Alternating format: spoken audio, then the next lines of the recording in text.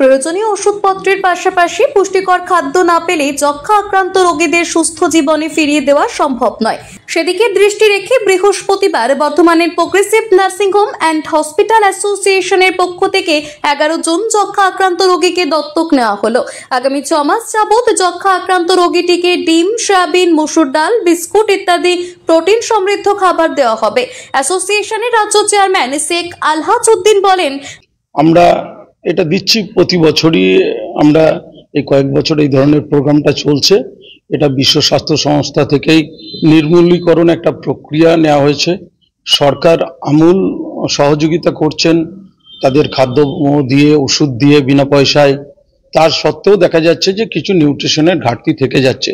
সেই জন্য সরকারেরই একটা প্রোগ্রাম যে সাধারণ মানুষও যেন এই ধরনের রোগীদের পাশে এসে দাঁড়ায়, সেই আহ্বান থেকেই আমরা প্রতি বছর আমাদের মানবিকতার দিক থেকে আমরা নার্সিংহোমের মালিকরা এই টিবি রোগীদের পাশে থাকার চেষ্টা করছি। গত বছর সংগঠনের তরফে 150 জন টিবি রোগীর দায়িত্ব নিয়েছিল সংগঠন। তা নিয়ে ব্যক্তিগতভাবেও 30 জনের দায়িত্ব নিয়েছিলেন জেলা মুখ্য স্বাস্থ্য আধিকারিক, সহকারী মুখ্য স্বাস্থ্য আধিকারিক সহ বেশ কয়েকজন চিকিৎসক। ব্যক্তিগত স্তরে কয়েকজন করে রোগীর পুষ্টিকর খাবারের দায়িত্ব নিজেদের কাঁধে তুলে নেন। রোগী প্রতি মাসে 600 টাকা করে দিলেই হাসপাতালের যক্ষ্মা রোগ বিভাগ থেকে তালিকাভুক্ত রোগীদের এই ধরনের পুষ্টিকর খাবার দেওয়া হয়ে থাকে বলে উদ্যোক্তাদের পক্ষ থেকে জানানো হয়। এই মানবিক কর্মসূচিতে যে কোনো মানুষই স্বেচ্ছায় এগিয়ে আসতে পারেন বলে জানান শেখ আলহাজ উদ্দিন। আজকে আমাদের তো একটা ন্যাশনাল টিউবারকুলোসিস এলিমিনেশন প্রোগ্রাম একটা চলে, তো আমাদের সারা বছরেই আমাদের যে টিউবারকুলোসিস এলিমিনেশনের যে অ্যাক্টিভিটিগুলো চলে তার মধ্যেই আমাদের প্রতি বছর প্রায় 6000-এর মতো আমাদের টিবি রোগী ডায়াগনোসিস হয় ও ট্রিটমেন্ট হয় এনটিএফির আন্ডার, এই প্রোগ্রামের আন্ডারে।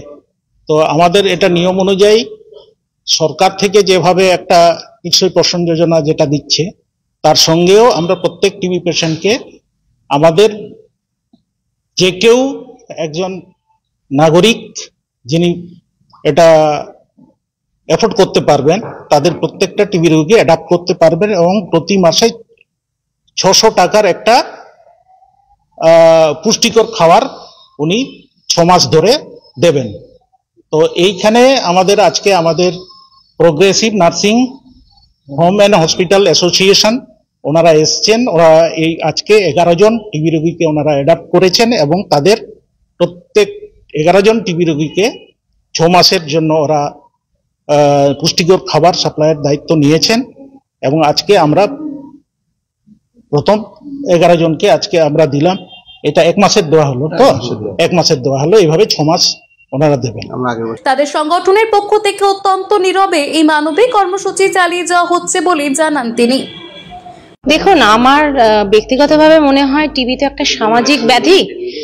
এবার সরকারিভাবে ওষুধপত্র দিয়ে বা কিছু অন্যভাবে হেল্প করে একটা ব্যাধিকে নির্মূল করা যায় না। কারণ আপনারা নিজেরা দাঁড়িয়ে দেখলেন যে মানুষগুলো এই সাহায্য নিতে এসেছিল প্রত্যেকে অত্যন্ত শীর্ণ দীর্ণ। তাহলে আমরা শুধুমাত্র ওষুধ দিয়ে কিন্তু তাদের নর্মাল লাইফে ফিরিয়ে নিয়ে যেতে পারবো না। তো এই আলহাজ দ্বারা যে উদ্যোগটা নিয়েছে, এই উদ্যোগটা কিন্তু বহু পুরনো। ওনারা এই ধরনের বিভিন্ন ধরনের উদ্যোগ নেন। যখনই আমাদের রক্ত সংকট হয়েছে আমরা ওনাদের বলেছি, ওনারা ঝাঁপিয়ে পড়ে ব্লাড ক্যাম্প করেছেন। সর্বোপরি আমাদের সিওমএইচ স্যার, ডেপুটি 1 স্যার, আমার টিবির যে ইউনিট ডক্টর কল্লোল কর্মকার, ডক্টর সুবর্ণ গোস্বামী, এদের পুরো ইউনিটটা তারাও কিন্তু চেষ্টা করে সবার কাছে রিচ করতে।